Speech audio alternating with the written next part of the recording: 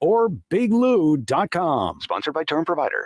Hey, it's Kelly from Edge Magazine. Ladies, it's time to break the silence surrounding sex and menopause. The Women's Press and Edge Magazine invite you to join our upcoming event, Let's Talk About Sex, Menopause, and Aging Bodies. It takes place this Saturday at the Women's Club of Minneapolis. We'll create a safe space for women to discuss everything related to sex, hormones, menopause, and beyond. It will be a fun day filled with expert speakers, fun swag bags, more than 25 vendor tables, and experimental sessions. Featured speakers include Gaia Discoli, a reporter from the Minnesota Women's Press, who will explore topics like sexuality after middle age. We'll also hear from Peter and Lindsay Hoskins about the art of self-love, dealing with isolation and aging, elder care options for the LGBTQ plus community, and more. So join us and discover the power of self-care with menopause in a safe and nurturing environment. That's this Saturday from 10 to 3 at the Women's Club of Minneapolis. More information at edgemagazine.net. Minnesota has the only original wolf population in the continental United States. And 80% of Minnesotans believe the wolf should be protected. Howling for Wolves is asking Minnesotans to respect our true wildlife manager, the wolf. Their survival is critical to our ecosystems, our communities, and even our economy. As highly intelligent animals with strong social bonds, Minnesota wolves deserve to be protected and admired. Learn more at howlingforwolves.org. Let's live and let howl. No one should have to choose between a paycheck and their health. Whether it's for a new baby, an unexpected illness, or an aging parent, Minnesotans deserve time to care for themselves and their families. That's why Minnesota Democrats are fighting for all working people to have paid family and medical leave. The time is now. Contact your legislator and tell them to pass paid family and medical leave for Minnesota. Learn more at paidleavemn.org. That's paidleavemn.org. Paid for by the Minnesota AFL-CIO. Hey, Cudahy to all my friends and relatives in four directions. This is Robert Pilot of Native Roots Radio presents I'm Awake. I'm here to ask you for your support. Finding honest Native-centered news is not easy. But with your support, we're able to provide accurate information about Standing Rock, Line 3, treaty violations, and COVID-19 in our Native communities. Please visit Native Roots Radio Network on Patreon and donate if you can. That's Native Roots Radio Network on Patreon. Pinigigi, and thank you for your support. With your AM 950 weather, I'm Brett Johnson. Look for rain and snow tonight with a low around 31, Saturday cloudy with a high near 42, and Sunday partly sunny with a high near 45. The snow is melted and your lawn is finally visible again. But is it the lush green lawn you want it to be? If not, Natural Lawn can help. They take an organic-based approach to lawn care that's safer for your family and your pets. Don't wait for summer. Visit naturallawn.com to make your lawn envy-worthy. Portions of Native Roots Radio may be pre-recorded. It's a good day to be indigenous. Get up, stand up. They are going to become more brutal. Couldn't cut, hit me cut again. Because all the hippies were trying to be Indians anyway. They're going to become more repressive because it's a matter of dollars and their illusionary concepts of power. Hey, Victor. We must live in balance with the earth. And also with recent happenings at Wounded Knee. I am awake. Welcome to Native Roots Radio presents I'm Awake, and I'm your host, Wakanja Hade. Hey, Cudahy to all my friends and relatives in four directions. You are listening to Native Roots Radio presents I'm Awake, and I'm your host, Robert Pilot. We discuss local and national Native news and events, Wendy, and as you know, Native issues are human issues, and human issues are Native issues. This portion of the show is supported by the Native American Community Clinic on Franklin Avenue in Minneapolis, honoring health and tradition. Right on. Hey, some breaking news. The court preserves access to the abortion pill for now. And it says for now, but the Supreme Court on Friday preserved women's access to a drug used in most common method of abortion, rejecting lower court restrictions while a lawsuit continues. That's pretty good news. Yes, it is. I hope it stands. Right. And then our state senator, we're going to have Mary Kunesh on, and the state senate okays conversion therapy banned. And, you know, that's good. Yes, I know, but I can't even believe it's a thing, and we have to do it. Like, why is that even a thing? Exactly. Well, we got kind of a political show going on, and I know, Wendy, we talk a little political about our sacred animals, and we might just have a little update about the cage across the street. I don't know what you're going to talk about, but we're going to have State Senator Mary Kunesh on, and then also we're going to rebroadcast Lieutenant Governor's update that she gave us earlier this week. That's great. Yeah. So without any further ado, why don't we listen to our Lieutenant Governor, Peggy Flanagan. This is Lieutenant Governor Peggy Flanagan, and I'm joining Native Roots Radio with an update from the Walz-Flanagan administration. One of the best parts of my job is getting to meet people across the state and their communities and talk about the issues that matter most to our families and neighbors. And one issue that I hear about every single place I go is childcare. Over the past month, I've had the opportunity to visit with childcare providers, parents, and business leaders in places like Fergus Falls, St. Cloud, and Lake Elmo to hear more about what we can do to support children and families, as well as the economic vitality and future of communities in every part of the state. The governor and I know that both as parents and from years of talking to Minnesotans, that investments in childcare are investments in our workforce, education, health, safety, and the future of our state. It's our mission to make Minnesota the best state in the country to raise a family. But frankly, it's impossible to achieve this goal without investing in childcare. I often say the biggest pay raise I ever received was when my daughter started kindergarten. But it doesn't have to be this way. We can make these investments. We can increase accessibility and lower costs for families. We can support our providers and ensure they make the wages that they deserve. And we know that those first 5 years of life, the first 1,000 days, are critical for child development. We have an opportunity to make a truly transformational investment in our children's lives. Our budget expands access to early learning and makes crucial investments in childcare accessibility and affordability. Under our proposal, if your household makes less than $200,000 per year and you have 2 kids under 5, you could get up to $8,000 back for your childcare expenses. Our proposal also includes investments in a mixed delivery system that creates and sustains childcare slots where they're needed most, including Greater Minnesota. And we propose investments in our providers to ensure that we can continue to recruit and retain outstanding folks to care for our children. The investments we make this legislative session will resonate for generations. We can get this done. And I'm so grateful for the people that we've met who've shared their stories. And I have to say that, as Indigenous people, we know how crucial caring for our children can be. And so these investments help us to do that in a more intentional and more loving way, so that the community as a whole can thrive and that we can raise our children in our village together. It's hard to believe that Governor Walz and I are 100 days into our second term. We've made historic strides in the first 100 days to improve the lives of so many Minnesotans, but we are not done yet. The progress that we've made so far has granted freedom and rights to Minnesotans who've been forgotten for far too long. From restoring voting rights to increasing access to driver's licenses for undocumented Minnesotans, to protecting reproductive freedom and gender-affirming care, and providing free breakfast and lunch to every kid in school, this has been a historic 100 days. And I'm especially proud of the work to strengthen the Minnesota Indian Family Preservation Act. On March 16th, Governor Walz signed a bill into law strengthening child welfare protections for Native American children and families. This bill affirms the authority of all federally recognized Indian tribes to handle the cases of Indian child custody and child placement proceedings, and requires social workers to make active efforts to preserve family unity.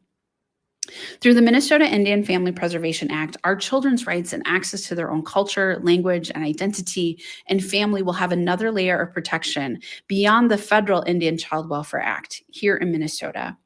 Through our work, we want Minnesotans to know that we care about them, we care about their children, and I have to lift up the incredible work of the Native Caucus on the Minnesota Indian Family Preservation Act. Representative Keeler and Senator Kunesh, along with Representative Kozlowski and Representative Becker-Finn, had incredible conversations and hearings talking about the need of family unification and making sure that our children stay in their communities. It's powerful work, and I'm so glad that regardless of what the Supreme Court does with ICWA, our children here in Minnesota will be protected. Through our work, the governor and I want Minnesotans to know that the Capitol is the people's house and every people's house. And we fight to improve the life of every Minnesotan. There's so much to do, and I'm excited to get back to work in the final 6 weeks of the legislative session. Make sure that your senators, representatives in our office hear from you about the things that you care about and the investments you want us to make here in the last 6 weeks. Chimigwech, Pinagigi, and back to you. Wow, Wendy, just fabulous to hear the Lieutenant Governor. Your thoughts? Yeah, a lot of good work, a lot of good movement, and it's really something that this time in our capital, we have a Democrat majority House and a Democrat majority Senate. So we're going to get stuff done.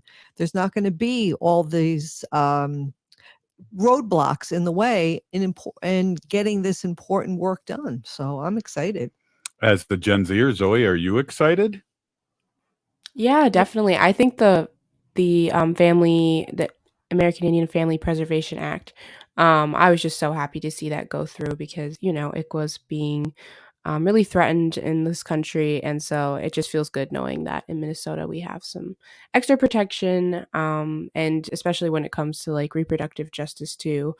I'm seeing them do a lot of work around that, which again gives some of us some peace of mind for sure. Well, the Supreme Court did that temporarily because there's a lawsuit. Do you think there's any wiggle room for ICWA in what's coming up with the Supreme Court, Zoe? Because that's going to be a frightening time. And I know our state legislators have really reinforced ICWA here in Minnesota, but still nationally. Yeah, I'm not sure.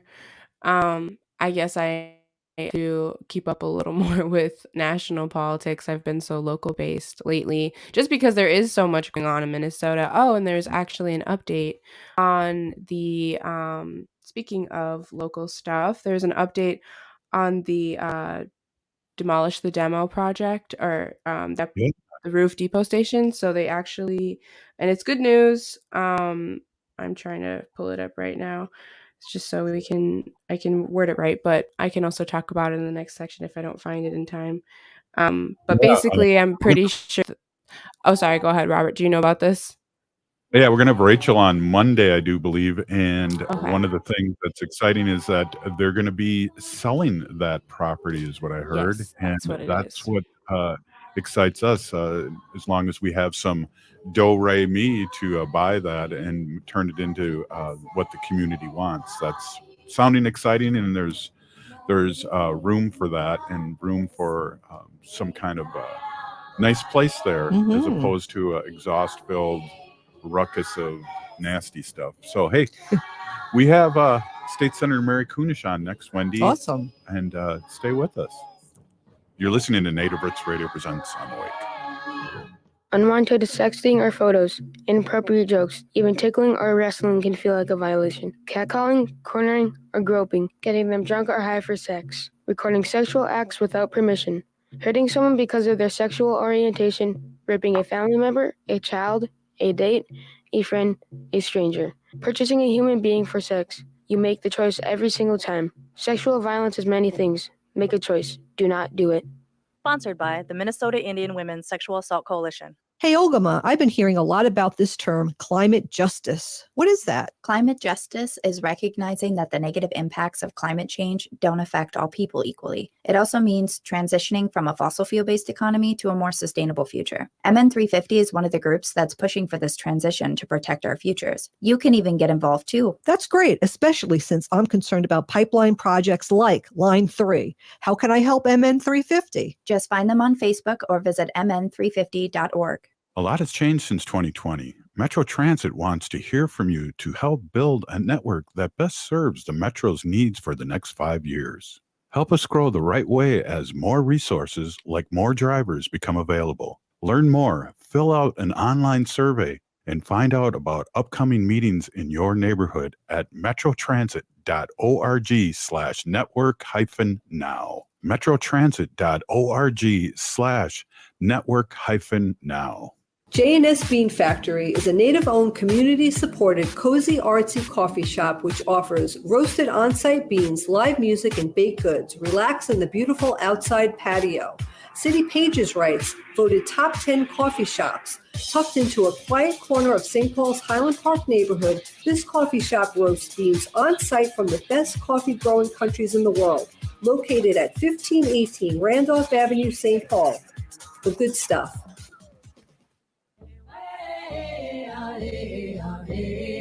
Hi, I'm Jane Fonda, and you're listening to Native Roots Radio. And we're back to Native Roots Radio presents I'm Awake, and this is Robert Pilot. This portion of the show is supported by MN350, a grassroots organization fighting for climate justice. Yes, they do. And yes, we do. Hey, we have State Senator Mary Kunesh on. And Mary, we missed you, but we understand you're working and working for the people. And I appreciate you being on. And I see you're in your office. So, wow, I really appreciate you being on. Hi, everyone. It's good to see you. I am here in my office on a Friday night. We just finished on the floor passing 3 really important pieces of legislation. And I have my big omnibus bill, my big education omnibus bill up on Monday. So I just finished going over some things with my assistant and with my committee administrator so that we're ready for Monday. And then I'm going to go home. I have my twin brother is visiting from California. So I'm going to spend the evening hanging out with him. Wow, that's great. And I really appreciate you coming on. We've missed you last week, but a lot of things happening. We just saw that the Senate passed today the a conversion therapy ban, and that's huge. One of the many things that you guys are doing down there. Any comment on that bill?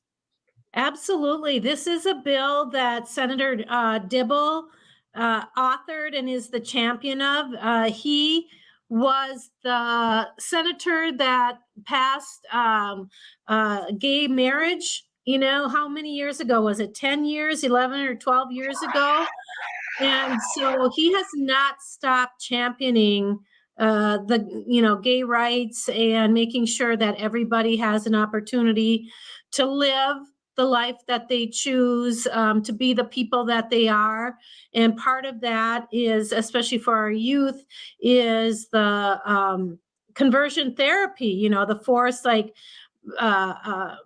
make it change, pray it away. It's all in your head. You're confused. And we heard that kind of language on the floor. They're just confused. And so we heard from a number of kids over the years just how harmful that is, the conversion therapy is. It's not based on medicine. It's not evidence-based at all. And so Senator Dibble led us on the floor through a very emotional hearing, session. But at the end of the day, we were able to pass it, and Minnesota is now a state that does not allow for conversion therapy, especially for our kids. Wow, that's great. I love that. And you know what? The kids I've read that go through this conversion therapy have a very high suicide rate. Yep. Yeah. Yep. And it's not just the kids, it's vulnerable adults as well. And this bill, in the bill, it states that any attempt to provide conversion therapy to a minor or vulnerable adult by MPs or Ps, I suppose psychologists, will be considered unprofessional conduct, which may subject them to disciplinary action by the Licensed Board of Mental Health practitioners and professionals. And we heard a lot about, the religious reasons as well for the need for this. So it's great that we got this one passed. We also heard Senator Morrison's bill, Senate File 165. It's also known as the Reproductive Freedom Defense Act. And it's the let me see here. So for this bill, the Minnesota law known as the Health Records Act requires consent or specific authorization in law in order for patients' health records to be released. And so this is all about making sure that we have the rights to the medical things that we need. So since overturning Roe versus Wade and Planned Parenthood versus Casey in June of 22, access to abortion is now controlled by the states. As of April 21st, 18 states have abortion bans or extreme restrictions, and 8 states have abortion bans blocked by courts.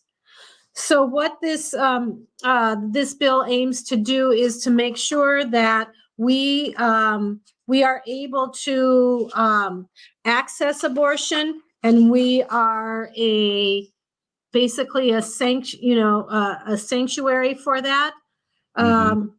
And so this one was really super, super, super important. Just trying to find. Well, Mary, before you go on, really, we had a lot of fun at your last one of your hearings that I got to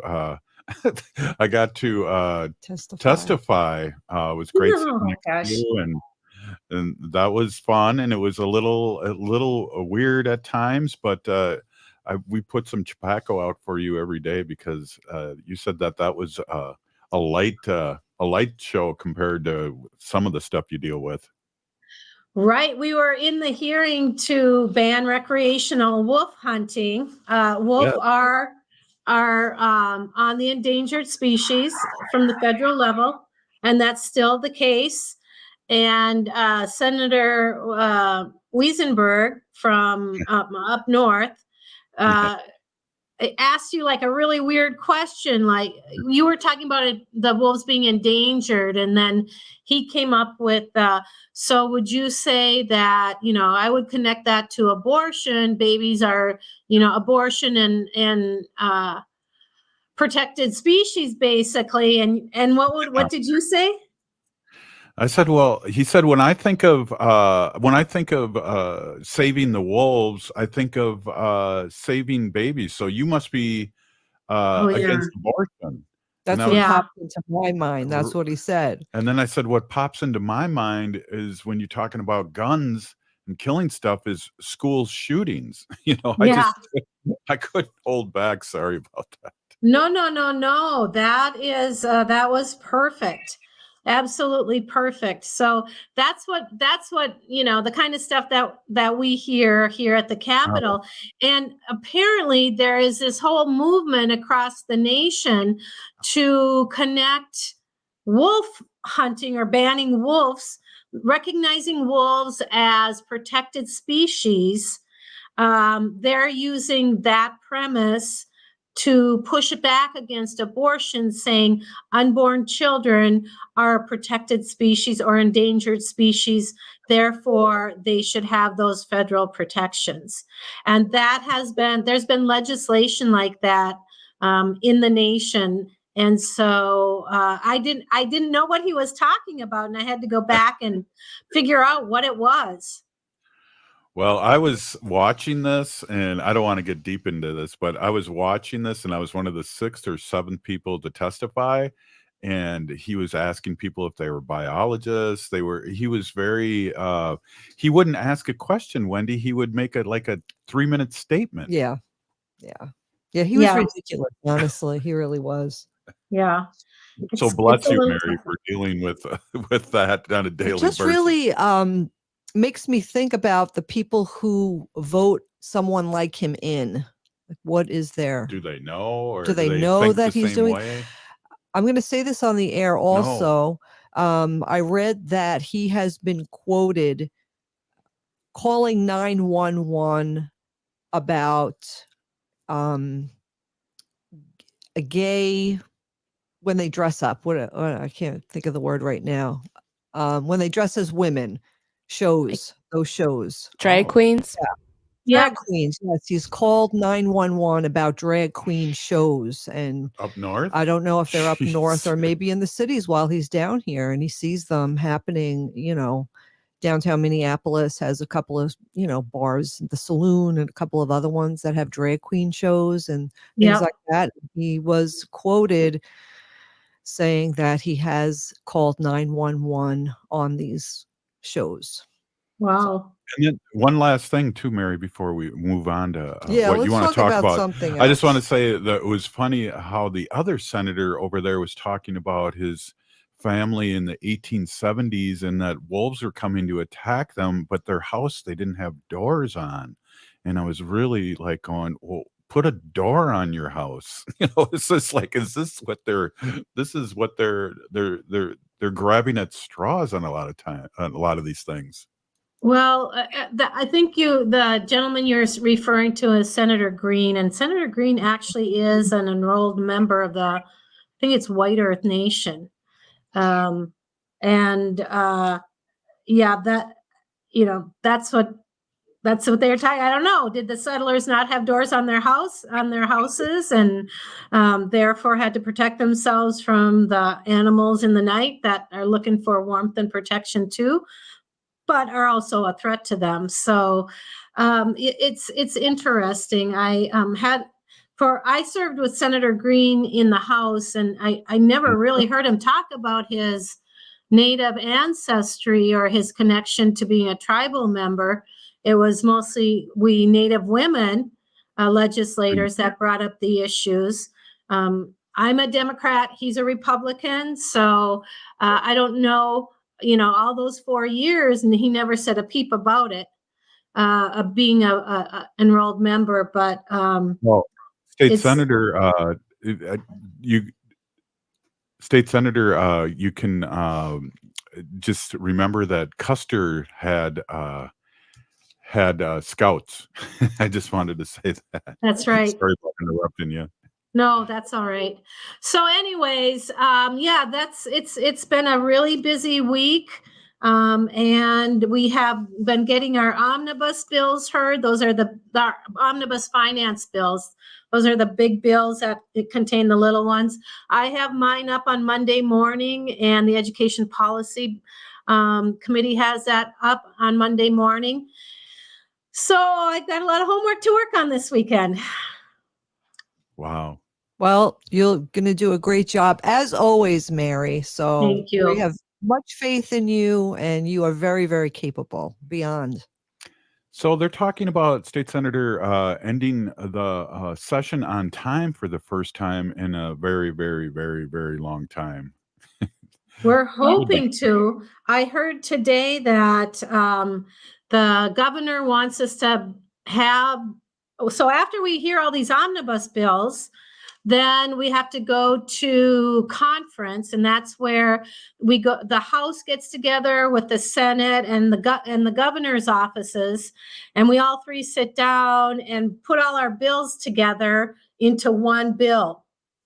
And there's some differences. You would think that, we're all Democrats, all DFL, our bills would be very similar, and they are in a lot of ways. There are some big things that are different that we haven't agreed on yet. But the governor would like us to have all of that done by May 5th. And then we would start to hear all those big omnibus bills back on the floor again to pass them off of the floor. And so we should end on, I was going to say graduate. We should end on time this year for sure. Hey, do you have time for another segment, State Senator? Yep, I can hang out. All right, right on. Hey, you're listening to Native Roots Radio presents I'm Wake. I think we went a little over, but our clock, studio clock, is frozen at 26:27. So I think it's a little later than that, but we'll be right back after this short break. Stay with us. Oh, wow. No one should have to choose between a paycheck and their health. Whether it's for a new baby, an unexpected illness, or an aging parent, Minnesotans deserve time to care for themselves and their families. That's why Minnesota Democrats are fighting for all working people to have paid family and medical leave. The time is now. Contact your legislator and tell them to pass paid family and medical leave for Minnesota.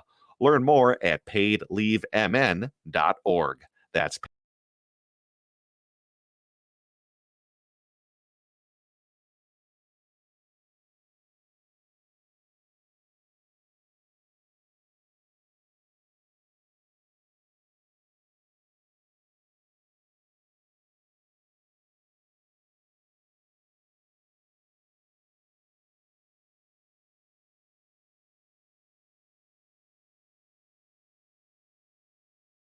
$195526 or autotech.org. Many car dealers will quote safety stats, but firsthand experience really tells the story. When I bought my 2017 Sienna from Rudy Luther Toyota, the service manager told me it was one of their safest vehicles ever made. Then I saw it for myself. A car hit me at 35 miles per hour and the Sienna saved me. Its design absorbed the collision, and although it took a wallop, I walked away and I now have a 2022 Sienna. When it comes to safety, I personally vouch for Toyotas. Be safe and get one today at Rudy Luther Toyota, 394 and 169 in Golden Valley. Seward Co-op is now offering convenient self-serve and prepackaged hot options and salad bars at both the Franklin and Friendship stores. Breakfast items available daily until 11 a.m. and brunch served all day every Sunday. Their weekly lunch and dinner menus highlight cuisines from around the world. They offer vegan, vegetarian, and gluten-free options daily. 95% of the ingredients used are organic from small-scale, local community food producers whenever possible. More at seward.coop. A lot has changed since 2020. Metro Transit wants to hear from you to help build a network that best serves the Metro's needs for the next 5 years. Help us grow the right way as more resources, like more drivers, become available. Learn more, fill out an online survey, and find out about upcoming meetings in your neighborhood at metrotransit.org/network-now. metrotransit.org/network-now.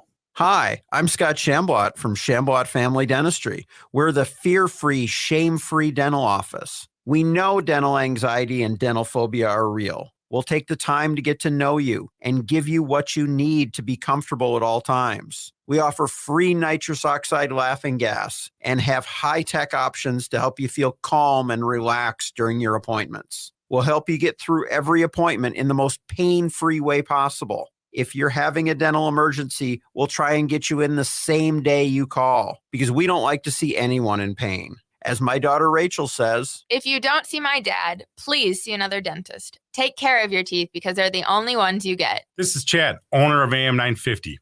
I've been going to Shambot Family Dentistry for years. They get me in last minute when I'm in pain and make regular checkups easy and comfortable. Shambot Family Dentistry in Hopkins and St. Paul. Find them online at shamblotfamilydentistry.com or call 1-800-FIX-MY-TEETH. With your AM 950 weather, I'm Brett Johnson. Look for rain and snow tonight with a low around 31, Saturday cloudy with a high near 42, and Sunday partly sunny with a high near 45. If you're craving barbecue, then don't drive too fast or you'll miss Scott Jemama's Hot Barbecue located at 3 West Diamond Lake Road in Minneapolis. Scott Jemama's offers mouth-watering baby back ribs, grilled chicken, and half-pound pulled pork sandwiches. Find the winter hours and menu at scottjemamas.com.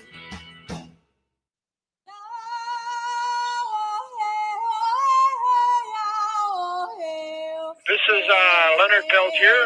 I'm in Coleman 1, U.S. Penitentiary, and I'm listening to Native Roots Radio. And we're back to Native Roots Radio presents I'm Awake, and this is Robert Pilot. This portion of the show was supported by the Native American Community Development Institute in Minneapolis. In Minneapolis, Minnesota. Hey, we're here with State Senator Mary Kunesh. What else do we got going? What we got cooking at the Capitol? Oh, you're muted. You're muted. Where's my muted cup? We need a little. Oh, there you go. There you go. There I go. I was listening. Somebody sent me a clip from when I spoke on the Senate floor today. I was listening to that during the break.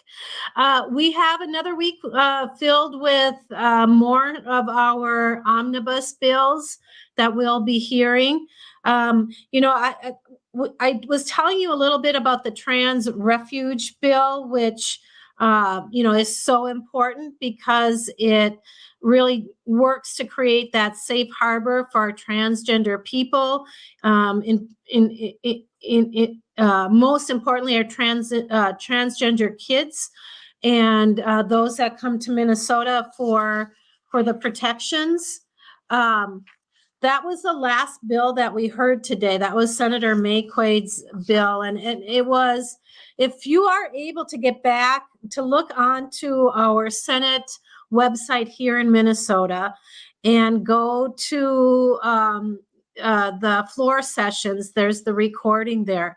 And I think that the hours that we were on the floor, it's really an important opportunity to learn more about the work that we're doing, but it also gives you the opportunity to not only hear from our DFL members, but also from our Republican members. And before the break, Robert was talking about a hearing that he participated in response of one of the Republicans from that came up with kind of a goofy argument. But this bill was really, really, really important because it prohibits the law and the court orders from other states that allow for the removal of a child from their parent or guardian because they allowed the child to receive gender affirming care from being enforced in Minnesota. So basically, if you lived in another state that outlaws any kind of gender affirming care, whether it's psychological or medical, mental health issues, if a parent brings their kid here to Minnesota because it's a sanctuary city now for transgender folks, that those states can't come after the kid and remove them. It's basically like kidnapping. It's like what the government our national government did with the Native kids in the 60s scoop. Like, we know better than you're not taking good care of these kids. So we're going to take your kid, and it doesn't matter where you take them. We're going to come and get them. And I was thinking about that on the floor, and I hadn't quite processed that. I spoke about something else, about how our Two-Spirit folks, our queer folks in the past, in our ancestors, they were revered. They were looked at as something special because they carried, both of the genders. And it wasn't until those Europeans came and Christianity said, no, that's bad. That's evil. You need to be exorcised of it. You're just confused. You're heathens. You don't know what you're doing. But that's really what's happening here. And it took me a little while to process that connection. And I'm still, as you can tell, I'm still processing that because, it was just so awful to think that another state could come and take your child if you move them here for the kind of life where they can live and be healthy and get the kind of care that they want. And so now Minnesota is a sanctuary state, not just for our reproductive rights, but now for our trans rights. And we are an island in the Midwest. It's kind of interesting. Our Republican counterparts are always saying, oh, the taxes are going to drive people out of Minnesota. Oh, the regulations and the mandates and the high this and the bad this and the that are going to make people leave Minnesota. Well, we've just taken care of that. We're going to have all our trans families, our trans folks coming to Minnesota, and we'll have the kind of Minnesota that really reflects a quality of life and a recognition that we are individuals and that we have the right to be the people that we are, to love the people that we love, and not impose our religious ideologies or religious dogma on others in this way. I just feel so bad for those other states that have no recourse because they have a Republican majority. Well, we talk about this a lot, State Senator, and that the Gen Zs are coming up close second, and probably going to overrun the baby boomers in the big voting block, and they're watching this stuff. They don't care who loves who. They're just for the most part, they're the most liberal generation that's come about, and that's a good thing. Yeah. Yeah, we will see some. I think we're going to go through some major upheavals here in Minnesota in a lot of different ways. But, fortunately, thank you, Allison. Thank you for sharing your story on the radio there.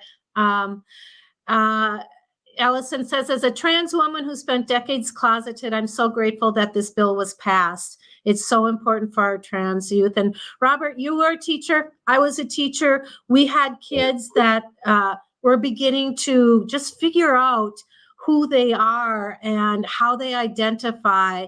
And I know I was, kind of hyper vigilant looking for those kids that really needed a safe place to be. I was in the library as a library media specialist.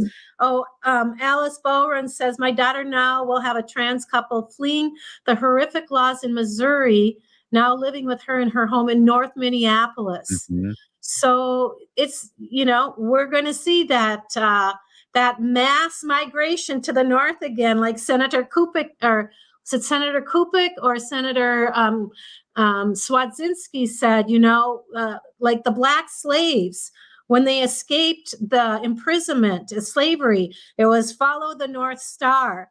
And so I have a feeling that we will have many, many people following the North Star to this state. And I welcome them with wide open arms, I for one. Right, and we are excited, and not only to raise the get the tax base with more people paying taxes, but more Democrats. Yep. So those are the kind of things we're dealing with here in Minnesota, and I just feel really fortunate and relieved to be here in this place in this time. The other night we had the legacy hearing, and then we had the environment and energy, and in that bill was the return of the Upper Sioux State Park to the Upper Sioux community. And there's a Republican senator that's not happy about that, and he quizzed me about it. But there are people all over the state that love to send me stuff, and somebody sent me the audio file from that meeting, so I was able to hear the community stand up and speak in favor of it. And it wasn't Native Americans that were saying, yes, we should do that. There were a number of them. And in that audio file, there were at least 15 people speaking. And of those 15, 12 of them said, yes, we should do this. Are we almost done here? Yeah, we got 30 minute. 1 minute. Okay. So we'll continue to do the work that we do, and Wopila Tanka. Well, and State Senator, thank you so much for the hard work you do. And really, these updates are so important. People talk about it all the time. And as you can see, you have a lot of fans on here, and we're a big fan. So, Mary, thank you so much for being on. It means so much to us and to the people that listen to Native Roots Radio. Thank you. Hey, we'll be right back, Wendy, with the Sacred Animal section. Stay with us. You're listening to Native Roots Radio. Thanks, State Senator. Hey, Ogama, I've been hearing a lot about this term, climate justice. What is that? Climate justice is recognizing that the negative impacts of climate change don't affect all people equally. It also means transitioning from a fossil fuel-based economy to a more sustainable future. MN350 is one of the groups that's pushing for this transition to protect our futures. You can even get involved too. That's great, especially since I'm concerned about pipeline projects like Line 3. How can I help MN350? Just find them on Facebook or visit mn350.org. Minnesota has the only original wolf population in the continental United States. And 80% of Minnesotans believe the wolf should be protected. Howling for Wolves is asking Minnesotans to respect our true wildlife manager, the wolf. Their survival is critical to our ecosystems, our communities, and even our economy. As highly intelligent animals with strong social bonds, Minnesota wolves deserve to be protected and admired. Learn more at howlingforwolves.org. Let's live and let howl. No one should have to choose between a paycheck and their health. Whether it's for a new baby, an unexpected illness, or an aging parent, Minnesotans deserve time to care for themselves and their families. That's why Minnesota Democrats are fighting for all working people to have paid family and medical leave. The time is now. Contact your legislator and tell them to pass paid family and medical leave for Minnesota. Learn more at paidleavemn.org. That's paidleavemn.org.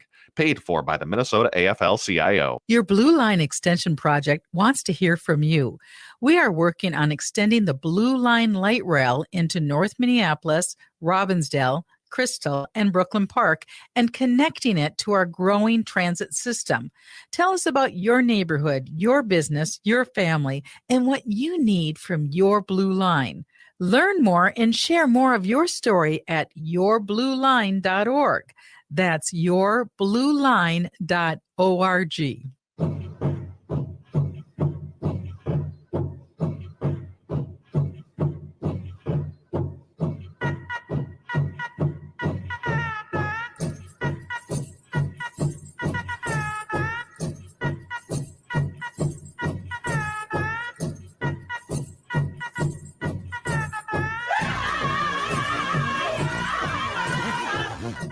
Welcome back to Native Roots Radio presents I'm Awake, and this is Robert Pilot.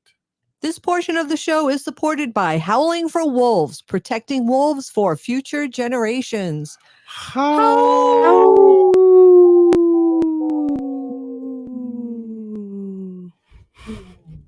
Good one, Zoe.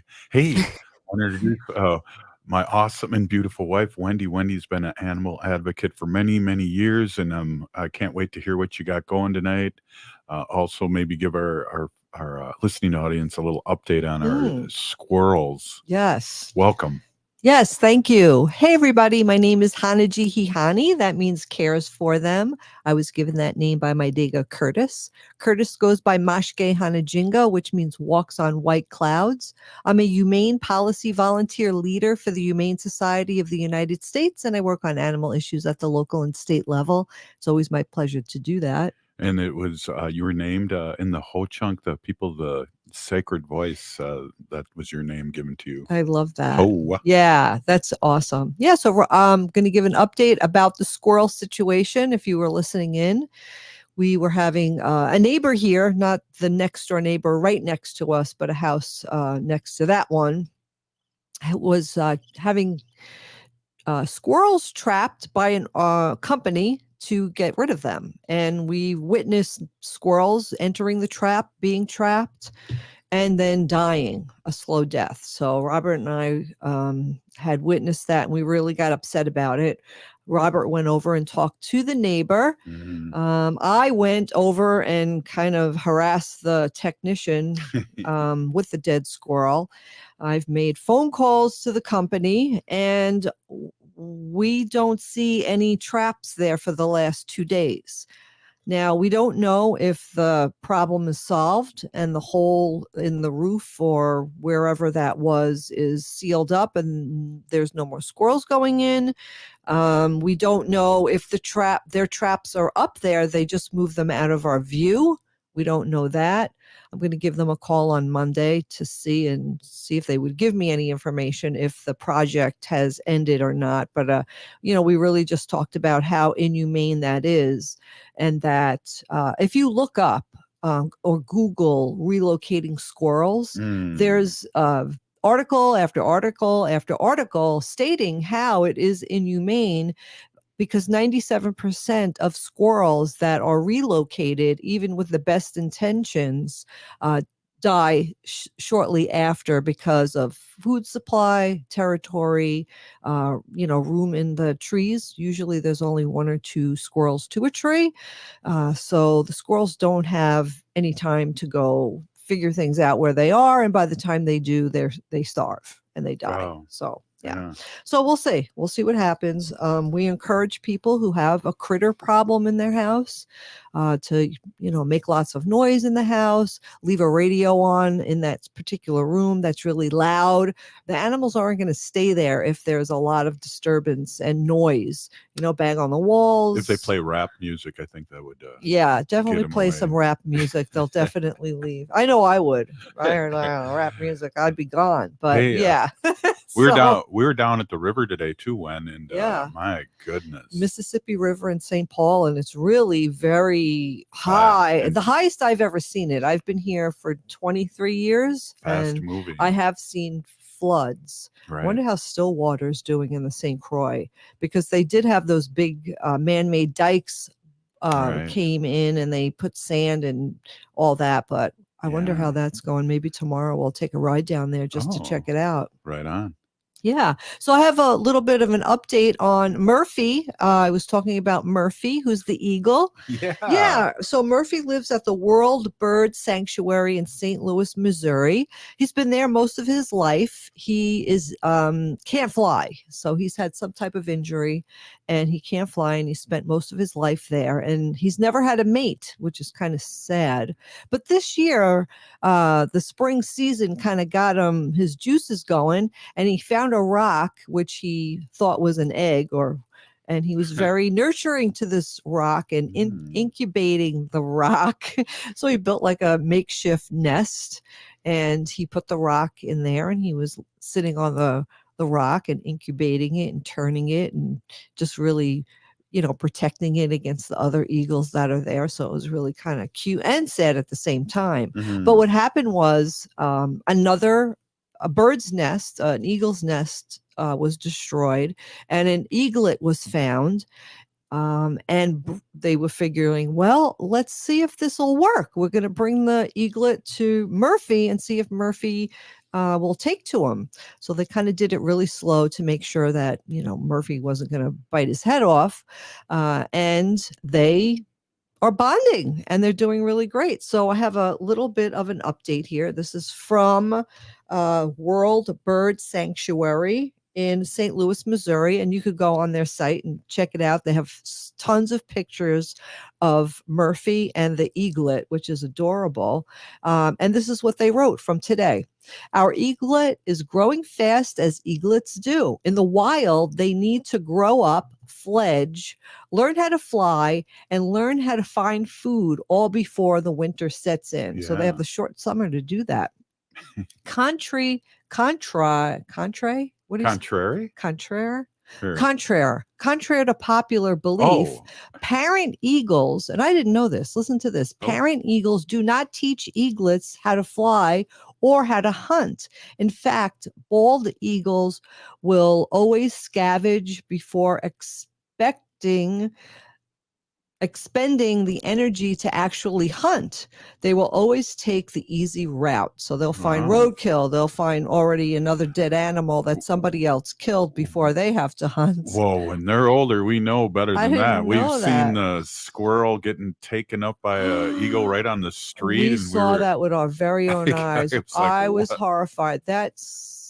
That is like in my mind for the rest Right of my in life. urban St. Paul. Yeah, Right on the, Cretin Avenue in Cleveland. Cleveland Yeah. Avenue in St. Paul. Yeah, Robert and I are strolling down the With the street with our dogs. dogs, and I see this eagle like as high, Flying low. like as high as a lamppost, like one of those light posts. Right.